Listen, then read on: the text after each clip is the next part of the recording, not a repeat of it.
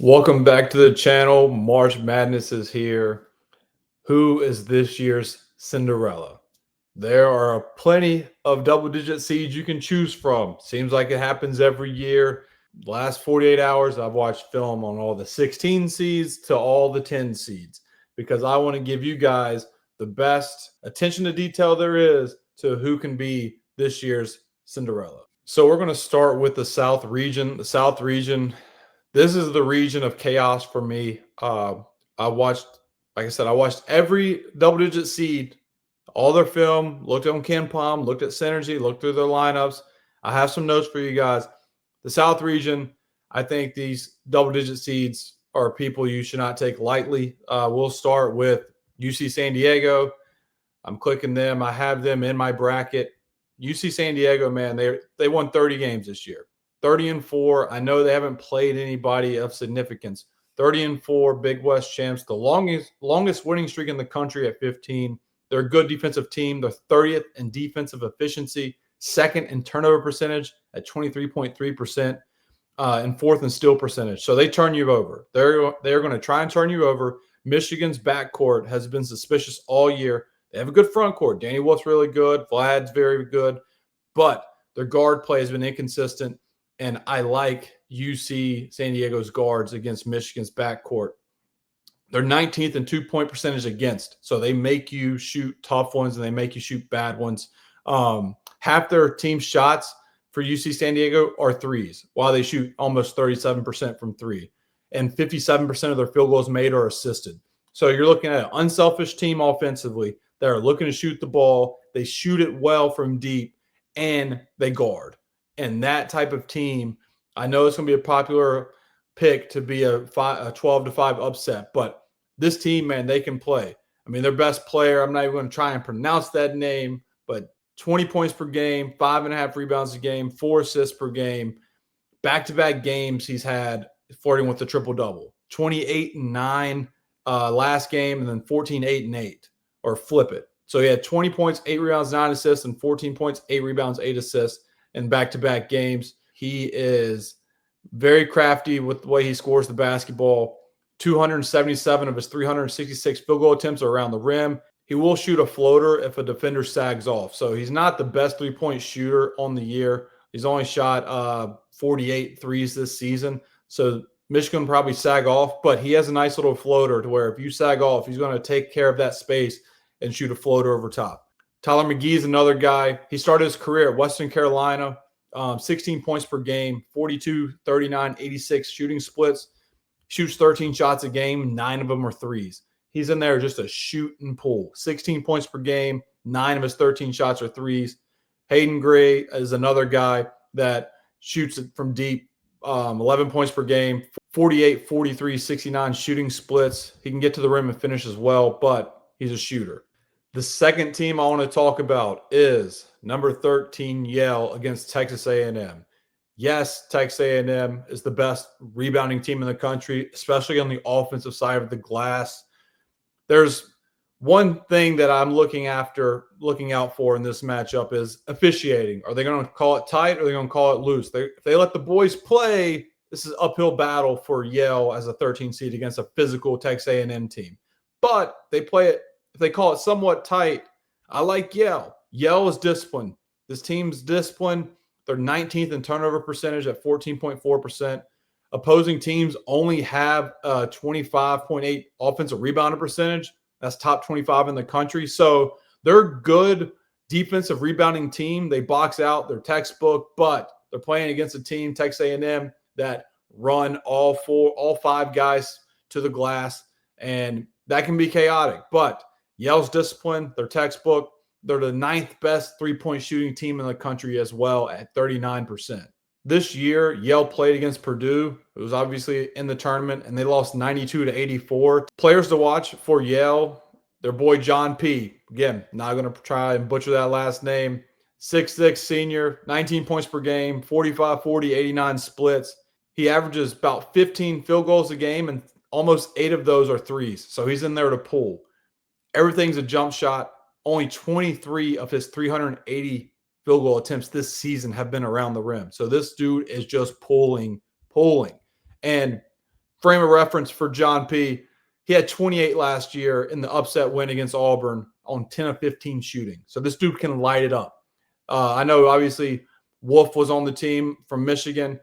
He had 13 points, like 4 of 13. John P. is the reason that Yale beat Auburn last season. And now to replace Danny Wolf is a guy named Nick Towson, 6'7", 250 junior, 15 points per game, 7 rebounds per game, 3.5 assists per game, 53, 48, 77 splits.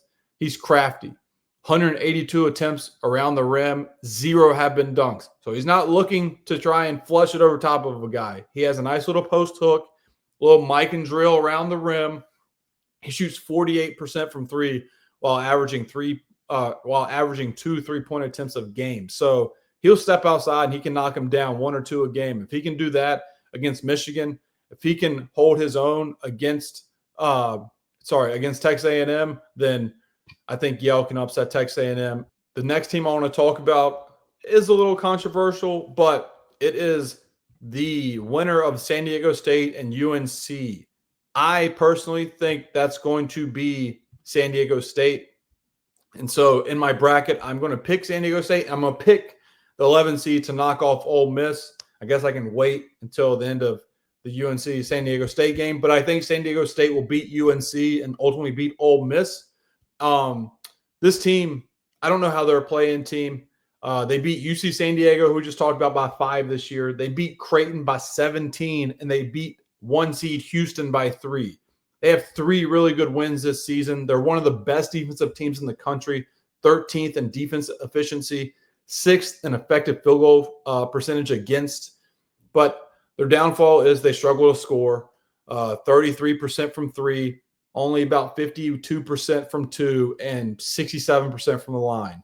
But San Diego State is well coached. They guard, veteran group. Nick Boyd is an FAU transfer, averaged 13 points per game this year, 42, 37, 75 splits. He can score off the catch and shoot and off the dribble. So this is a guy that can get buckets for a team that struggles to score. He's okay. Miles Byrd is interesting. He's 6'7", 190, averages almost 13 points a game as well. He's 38, 31, 83 shooting splits, 31% from 3 on 6 3-point attempts a game. So he shoots a lot of threes for a guy that does not make a lot. If he catches fire, though, against UNC and they play Ole Miss, who I'm fading because I'm not the biggest fan of this Ole Miss team as I was early in the year, Miles Byrd gets hot, who knows? And then BJ Davis is a 6'2", 175 guard, 9 points a game. 114 of his 219 3-pointer or field goal attempts are threes. So he shoots 37% from 3, 114 of his 219 field goal attempts are 3-pointers. So next up, I have Lipscomb. I know I'm in the minority here with picking Lipscomb, but hear me out. 14 seed Iowa State. They were really good earlier this year, midway through the year, and they went on a little 3-game losing streak. And they're going to be without their second leading scorer, Keyshawn Gilbert, as well. That's a big loss for Iowa State. He was averaging about 13 points per game. Lipscomb, they're a veteran group. Their key pieces are 4th and 5th-year seniors. That's something that I take into account in this. 5 guys are scoring in double figures for them.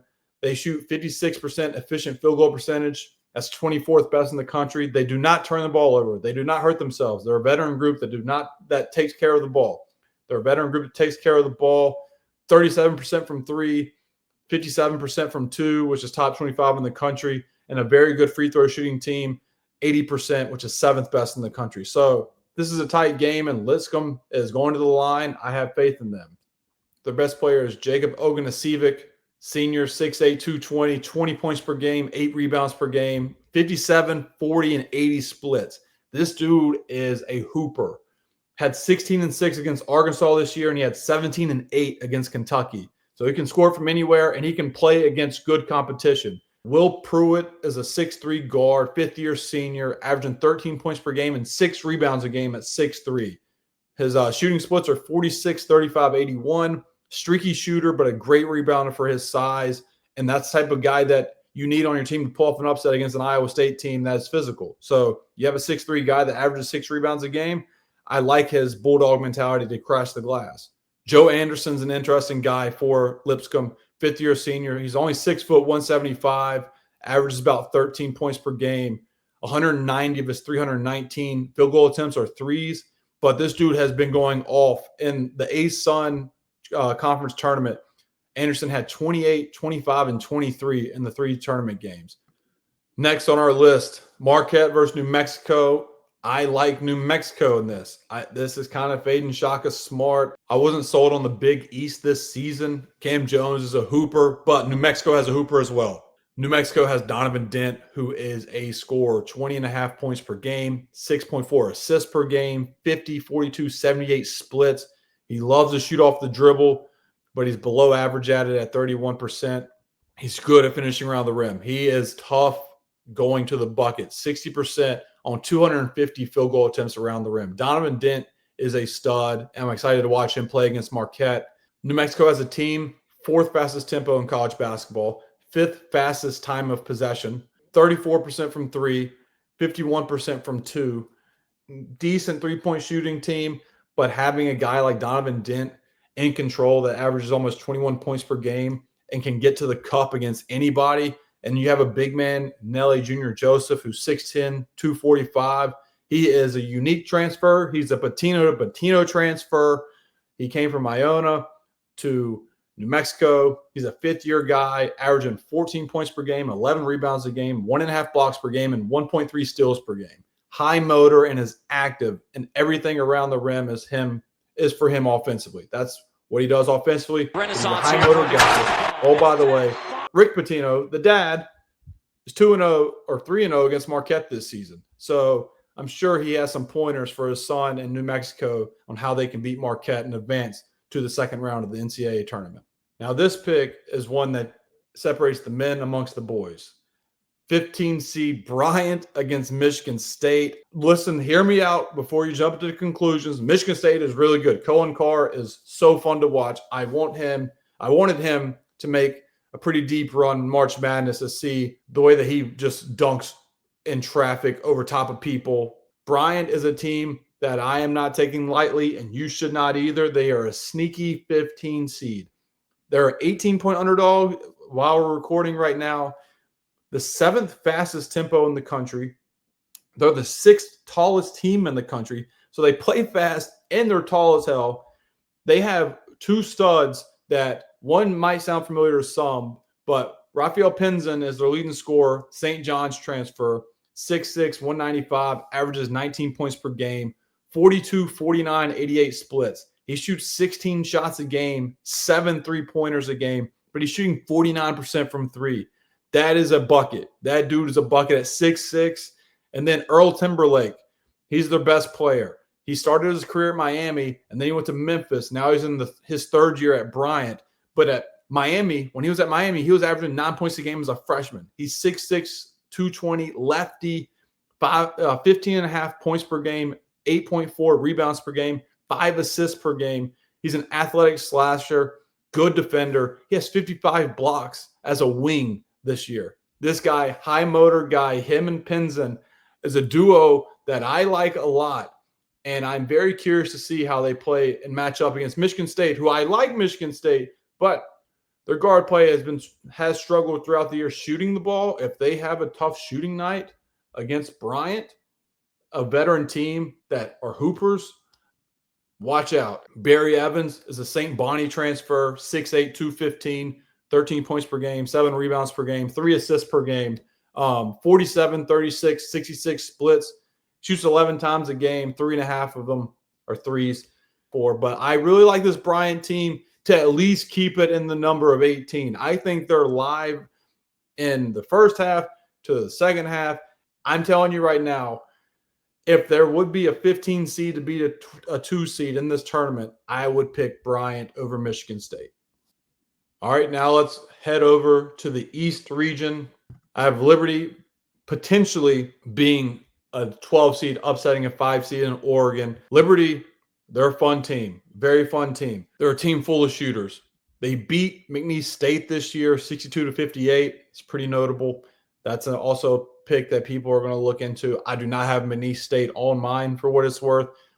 But for Liberty, they're 2nd in the country in effective field goal percentage at 58.4%. 10th in defensive effective field goal percentage against at 45.9, fifth in three-point percentage, and 13th in two-point percentage. They fill it up. They are a fun team. They're looking to score the rock. They are led by two outstanding shooters. Talon Peter at 6'4", 210. He's a Tennessee Tech transfer. He averaged less than 2 points in 6 games at Tennessee Tech. Now he's averaging 14 points per game on 59, 46, 77 splits. He is one of the best shooters in the country. He's in the 99th percentile in field goal percentage on the season. 70% efficient field goal percentage on jump shots. On jump shots, 70% efficient field goal percentage. He's 77% efficient field goal percentage around the rim. This dude can fill it up. He can shoot. Once he's crossing half court, he's in range. And that goes right into Caden Matheny, his teammate. He's 5'11", 170, fifth-year senior. He was 3 years at Bowling Green. Now his second year at Liberty, almost 14 points per game, shoots 39% from three. 254 of his 354 field goal attempts are from three. He will shoot anywhere, and he will shoot some of the toughest three-point attempts you see. And you're like, why are you shooting that? And he'll hit it. He will light you up. Peter's the same way. And those two guys, if they're hot, watch out. But the one caveat about all this, Dana Altman does not lose first-round games. I think they're 8-0, Oregon is, in first-round games under Dana Altman. So Liberty has a tough draw against the length that is Oregon. But if their guards are shooting like they can, and they did in their conference tournament, Liberty can make some noise in March Madness. So next up is Akron, Arizona Akron. Akron is a team you need to look out for. Potentially upset alert with Arizona because Akron, they're 28-6. They're the Mid-American champs. They play a lot of guys. 10 dudes have play 8 or more minutes. I think 9 of them play 10 or more minutes. So, like, they play dudes, and they have up-tempo. They're fast-paced offense, 16th in adjusted tempo. 45% of their field goal attempts are threes, and then almost 59% of their field goals made are assisted. They're led by Nate Johnson and Tavari Johnson. Nate Johnson, 6'3", 205, 14 points per game. Inefficient shooter, but he's a good finisher at the rim. Tavari Johnson, quick guy, quick guard, that can get to the rim, and he's a solid shooter.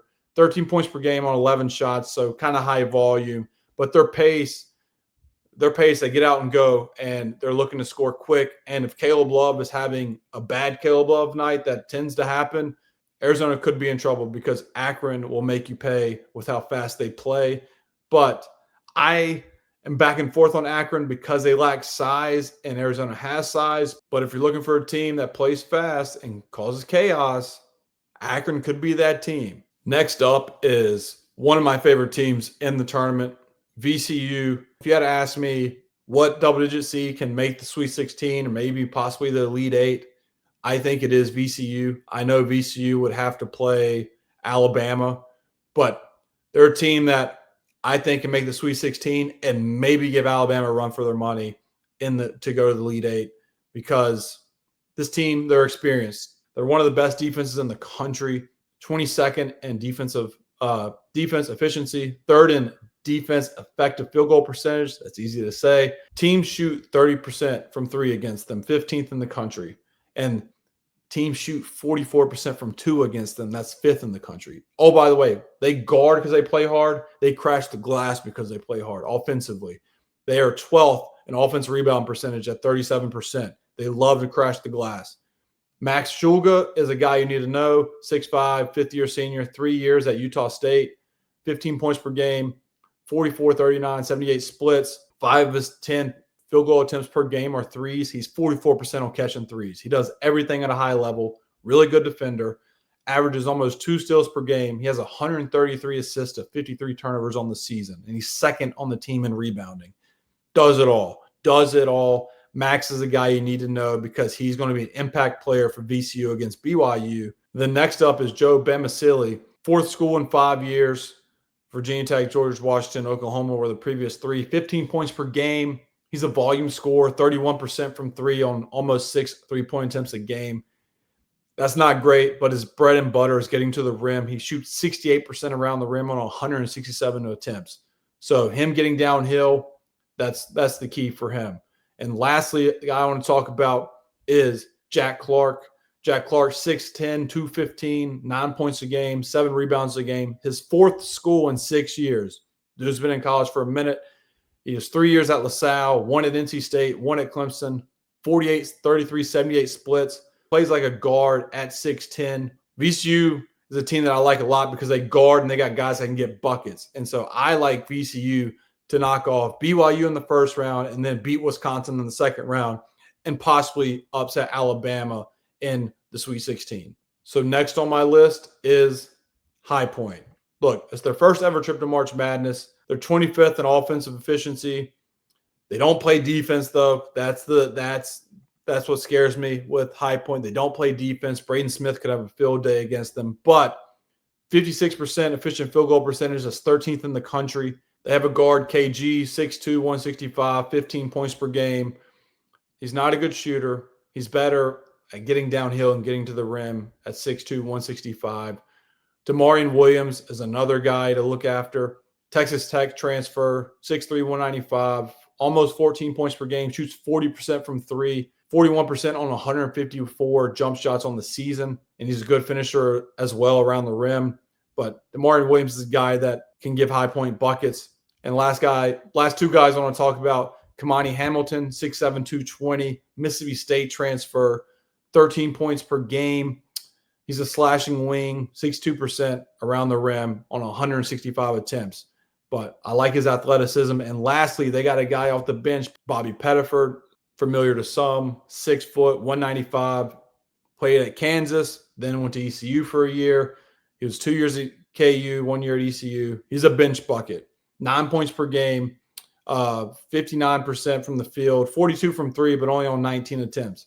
He is looking to create with his big body frame and get to the rim. 69% on 89 attempts around the rim. So when Pettiford is driving, that's his bread and butter, to use his frame and finish around the rim at 69%. So High Point's got some dudes that can score the ball and get buckets, but can they get enough stops to beat Purdue and Braden Smith? Because like I said, 226 in defense efficiency, that scares me.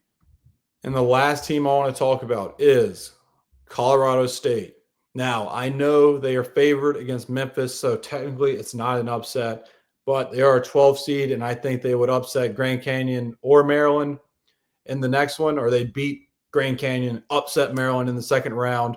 Colorado State is a team that I like a lot to get to the Sweet 16. They're on a 10-game winning streak, top 50 in offense and defense efficiency, 23rd in effective field goal percentage, and 63% of their field goals made are assisted, which is 8th best in the country. They got a dude, Neek Clifford, 6'6", 200 pounds, 5th-year senior, was 3 years at Colorado. He is a bucket. He is one of my favorite players to watch in this tournament. 19 points a game, 10 rebounds a game, 4.4 assists per game, 51, 40, 77 shooting splits. His last 4 games, 36, 25, 26, and 24. He is tough. He is like that. He is a 3-level scorer. I like this team as a whole, but led by this guy specifically, I think they can beat the first round matchup, and I think they can win the second round matchup. Other guy to look after, Jalen Lake, 6'4", guard. Over half his shots are threes. He'll shoot from anywhere. He shoots 34% from three, but 11 points per game, and over half his shots are from three. He's a guy that can get hot if need be. And lastly, Keon Evans, 6'2", 10 points per game, 43% from three. He averages 4 3-point attempts per game. So, yeah, I have Colorado State making the Sweet 16 because I like them against Memphis. I like them against Maryland. If Grand Canyon pulls off the upset, who I do not have as an upset, I like Colorado State over them as well. And back over here, High Point, I would take Clemson here. This is honestly a toss-up. If High Point can guard, then they beat Purdue. If they guard again, they can beat Clemson. But I like Clemson to make a deep run as a 5 seed as well. VCU is the team, though, that I really like. VCU's here, Alabama, we'll say St. Mary's, Bama. That is going to be interesting. Can VCU lock up Alabama or frustrate Alabama, Mark Sears specifically, with their physicality and their disruptiveness defensively? Because Mark Sears, he's had really good games. He's had really good March Madness games as well. But VCU can get in him and guard him and make his life hell, then VCU can advance and things can get a little scary in the East region as VCU would advance and they would ultimately probably face Duke. And then obviously I think Duke would advance past there. But you have Duke, VCU in the Elite Eight potentially. But if you asked me what team am I most confident about, I would give you two. I would give you VCU and I'd give you Colorado State.